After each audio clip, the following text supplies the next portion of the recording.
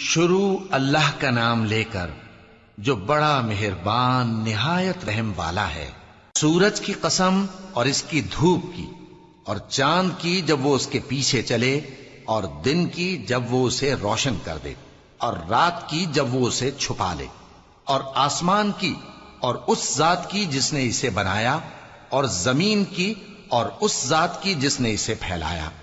اور نفس انسانی کی اور اس کی جس نے اسے درست کر کے بنایا۔ پھر اس کو بدکاری سے بچنے اور پرہیزگار بننے کی سمجھ دی کہ جس نے اپنے نفس کو پاک رکھا وہ مراد کو پہنچا، اور جس نے اسے خاک میں ملایا وہ نامراد رہا۔ قوم سمود نے اپنی سرکشی کے سبب پیغمبر کو جھٹلایا۔ جب ان میں سے ایک نہایت بدبخت اٹھا